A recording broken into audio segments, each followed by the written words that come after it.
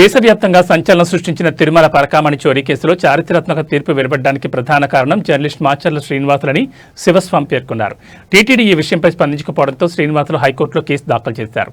ఈ నెల 27న జస్టిస్ గండమనేని రామకృష్ణ ప్రసాద్ ఇచ్చిన తీర్పు చారిత్రాత్మకమని శివస్వామి అన్నారు. ఈ కేసును వెలుగులోకి తీసుకురావడం, న్యాయస్థానం వరకు తీసుకెళ్లడంలో మాచర్ల శ్రీనివాసులు కృషి ఎంతో ఉందని కొనియాడారు.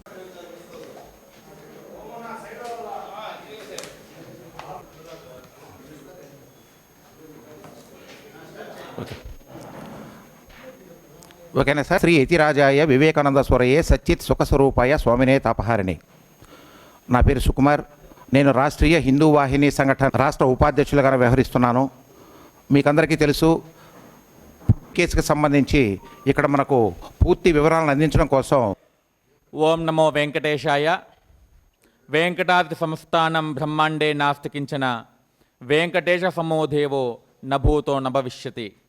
వెంకటాద్రికి సమానమైనటువంటి క్షేత్రము ఈ బ్రహ్మాండములోనే లేదు. వెంకటేశ్వర స్వామికి సాటిరాగల దేవుడు ఇంతవరకు లేడు, ఇక మీదట రాబోడు. మీడియా మిత్రులకు, పత్రికా విలేకరులకు మా యొక్క నమస్కారాలు. ఈ ప్రెస్ మీట్ ముఖ్య ఉద్దేశం ఏమిటి అంటే, ఒకరి కష్టాన్ని గుర్తించకపోవటము, వారి శ్రమని మరొకరు దోచుకోవటం. తిరుమల పరకామణి కేసు దేశవ్యాప్తంగా సంచలనంగా మారిందంటే దానికి కారణము ఒకే ఒక్కరు. ఆ ఒక్కరు మాచర్ల శ్రీనివాసులు జర్నలిస్ట్ గారు. ఎందుకంటే మాచర్ల శ్రీనివాసులు గారు గత ఏడాది టీటీడీ ఈవో గారికి తిరుమల పరకామణి కేసు అవకతవకలపై ఫిర్యాదు చేయడం జరిగింది. ఆ ఫిర్యాదును పట్టించుకోకపోవడం వలన గత ఏడాది 2024 సంవత్సరంలో మాచర్ల శ్రీనివాసులు గారు ఆంధ్రప్రదేశ్ రాష్ట్ర గౌరవ హైకోర్టులో కేసు వేయడం జరిగింది. మరి ఈ నెల 27వ తేదీ గౌరవ హైకోర్టు న్యాయమూర్తి గండమనేని రామకృష్ణ ప్రసాద్ వారు చారిత్రకమైనటువంటి తీర్పుని ఇవ్వడం జరిగింది. ఈ తీర్పుకు, చారిత్రకమైనటువంటి తీర్పుకు కారణము కూడా ఒకే ఒకరు. ఆ వ్యక్తి మన మాచర్ల శ్రీనివాసులు గారు అనటంలో ఎటువంటి సందేహం కూడా లేదు. టీటీడీ బోర్డు మెంబర్ అయినటువంటి భానుప్రకాష్ రెడ్డి గారికి కానివ్వండి, అలాగే ఆంధ్రప్రదేశ్ సాధు పరిషత్ శ్రీనివాసానంద సరస్వతి స్వామి వారికి కానివ్వండి, వీరి పేరు ఎక్కడా కూడా లేదు. ఏపీ సాధు పరిషత్ వారు ఇంప్లీట్ పిటిషన్ వేశారు, కానీ ఆ యొక్క పిటిషన్ని ఆంధ్రప్రదేశ్ రాష్ట్ర గౌరవ హైకోర్టు వారు అలో చేయలేదు. కావాలంటే మీరు కౌంటర్స్ వేయమని చెప్పడం జరిగింది. మరి ఇక్కడ మనం గమనించినట్టయితే కేసు వేసింది ఒకరు, ఫలితం దక్కించుకుంటున్నది మరొకరు. మరి ఈరోజు ఆంధ్రప్రదేశ్ రాష్ట్ర గౌరవ హైకోర్టు చారిత్రాత్మకమైనటువంటి నిర్ణయం తీసుకుంది. అటు విషయం లోపల ఆంధ్రప్రదేశ్ రాష్ట్ర గౌరవ హైకోర్టు న్యాయమూర్తి అయినటువంటి గండమనేని రామకృష్ణ ప్రసాద్ గారికి యావత్ హిందూ సమాజం మొత్తం కూడా కృతజ్ఞతలు తెలపవలసి ఉంది. వారికి నిజంగా ఆ యొక్క వెంకటేశ్వర స్వామి అనుగ్రహం పరిపూర్ణంగా ఉండాలని కూడా మేము కోరుకుంటూ ఉన్నాము. గౌరవ హైకోర్టు వారు విడుదల చేసినటువంటి సంచలనమైనటువంటి తీర్పుకు సంబంధించినటువంటి పత్రులు దాదాపు 14 పత్రులతో విడుదల చేయటం జరిగింది. ఈ యొక్క గౌరవ హైకోర్టు వారు ఇచ్చినటువంటి తీర్పులో కూడా మనం గమనిస్తే ఇందులో ఎక్కడ కూడా టీటీడీ బోర్డు మెంబర్ అయినటువంటి భానుప్రకాష్ పేరు కానివ్వండి, ఏపీ సాధు పరిషత్ పేరు కానివ్వండి, ఎక్కడా కనిపించదు. కేవలం ఇందులో కనిపించేది మాచర్ల శ్రీనివాసులు జర్నలిస్ట్ వారి పేరు మాత్రమే ఉంటుంది. మరి ఇక్కడ ఒకరు కేసు వేస్తే దాని యొక్క ఫలితాన్ని ఇంకొకరు అనుభవిస్తున్నారు. మరి నాటి నుంచి మాచర్ల శ్రీనివాసులు గారి మీద కేసు వేసినప్పటి నుంచి ఇప్పటి వరకు దాదాపు 4 అక్రమ కేసులు వేయటం జరిగింది. ఈ యొక్క కేసు వేసిన తర్వాత అతనికి ఎంతగానో బెదిరింపుల కాల్పు వచ్చాయి. తన కుటుంబాన్ని బెదిరించడం జరిగింది, తన యొక్క పిల్లలని బెదిరించడం జరిగింది. ఎన్ని ఇబ్బందులు కలిగినా, ఎన్ని కష్టాలు పెట్టినా కూడా ఈ యొక్క కేసు విషయం లోపల ఎంతగానో పోరాడి చారిత్రకమైనటువంటి తీర్పుకు రావటానికి కారణమయ్యారు. ఇదంతా కూడా మేము భావిస్తూ ఉన్నాము.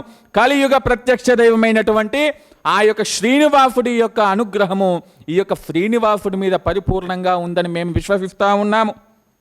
ఈ యొక్క విషయం లోపల మాచర్ల శ్రీనివాస్ వారి యొక్క పట్టుదల కానివ్వండి, కృషి కానీ ఎంతగానో మెచ్చుకోవాల్సినటువంటి విషయం.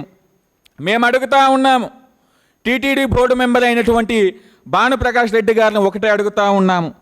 కేసు వేసు పోరాటం చేసింది మాచర్ల శ్రీనివాసులు. మాచర్ల శ్రీనివాసులకు వస్తే బెదిరింపు కాల్స్ రావాలి, కానీ మీకు ఎందుకు వస్తున్నాయో మాకు అర్థం కావట్లేదు అని మేము అడుగుతూ ఉన్నాము. అయ్యా భానుప్రకాష్ గారు, మీరు మీడియా ముఖంగా తెలియజేశారు. ఆ యొక్క మీడియాలో మీరు అన్నారు మాకు ప్రాణహాని ఉంది అని అన్నారు, రేపు ఉంటామో లేదు అని అన్నారు. మీరు మాట్లాడినటువంటి మాటలన్నీ కూడా మీడియా ముఖత తెలుగు రాష్ట్రాల్లో ఉన్నటువంటి హిందూ బంధువులందరూ కూడా చూడటం జరిగింది. బెదిరింపు కాల్స్ వస్తే మిమ్మల్ని చంపేస్తాము అంటే మీకు ప్రాణహాని ఉంది అని అన్నప్పుడు మీకు ఎప్పుడైతే బెదిరింపు కాల్స్ వచ్చాయో, మీకు ఎక్కడి నుంచి అయితే ప్రాణహాని ఉందో వాటి మీద మీరు ఎందుకు స్పందించడం లేదు? మీకు ఎక్కడి నుంచి బెదిరింపు కాల్స్ వచ్చాయో వారి పేర్లను మీరు ఎందుకు బయట పెట్టడం లేదని ప్రశ్నిస్తూ ఉన్నాము. తిరుమల తిరుపతి పరకామణి కేసు వేసింది మాచర్ల శ్రీనివాసులు, పోరాటం చేసింది వీరి యొక్క పోరాటం వల్ల ఆంధ్రప్రదేశ్ గౌరవ హైకోర్టు వారు చారిత్రాత్మకమైనటువంటి తీర్పు తెచ్చింది. మేము ఒకటే వేడుతూ ఉన్నాం, అందరికీ కూడా తెలియజేస్తూ ఉన్నాం. తెలుగు ఉభయ రాష్ట్రాల్లో ఉన్నటువంటి విశ్వ హిందూ పరిషత్ వారికి కానివ్వండి, బజరంగ్ దళ్ సభ్యులకు కానివ్వండి, హిందూ వాహిని వారికి కానివ్వండి, అనేక ధార్మిక సంస్థలకు కానివ్వండి, రాష్ట్రీయ స్వయం సేవక్ సంఘ్ నాయకులందరూ కూడా తెలియజేస్తూ ఉన్నాము. ఈరోజు పరకామణి విషయం లోపల చారిత్రాత్మకమైనటువంటి నిర్ణయం రావటానికి నిజంగా కృషి చేసినటువంటి వారు కేవలం మాచర్ల శ్రీనివాసులు గారు మాత్రమే అని ప్రతి ఒక్కరం కూడా గమనించాల్సినటువంటి విషయం. మరి ఈరోజు చారిత్రాత్మక తీర్పుకు కృషి చేసినటువంటి మాచర్ల శ్రీనివాసులు వారి మీద 4 అక్రమ కేసులు పెట్టడం జరిగింది. వారి మీద, వారి ఇంటి మీద, వారి పిల్లల మీద కూడా దాడులు జరిగాయి ఎన్నో కూడా. ఇంకొక ముఖ్యమైనటువంటి విషయం ఏమిటంటే, టీటీడీ బోర్డు మెంబర్ అయినటువంటి భానుప్రకాష్ రెడ్డి గారు మాచర్ల శ్రీనివాసులపై తప్పుడు కేసు పెట్టారు. ఈ విషయం ఇప్పటివరకు ఎవరికి తెలియదు అని అనుకుంటూ ఉన్నాము. ఈ ప్రెస్ మీట్ ద్వారా ఈ సంచలన విషయాలన్నీ కూడా మీడియా వారికి, పత్రికల వారికి, యావత్ ప్రపంచానికి తెలియజేయాలన్నదే మా యొక్క ముఖ్య ఉద్దేశము. పరకామణి విషయం లోపల చారిత్రకమైనటువంటి నిర్ణయం రావడానికి ఎంతగానో కృషి చేసినటువంటి మా యొక్క మాచర్ల శ్రీనివాసులు గారికి ఆ యొక్క వెంకటేశ్వర స్వామి అనుగ్రహం పూర్తిగా ఉన్నది. ఈరోజు ఎవరెవరైతే ఒక్కసారిగా పరకామణి విషయం వచ్చేసరికి అందరూ కూడా నేనే తిరుమలను ఉద్ధరిస్తాను అన్నట్టుగా మాట్లాడటం జరుగుతాం.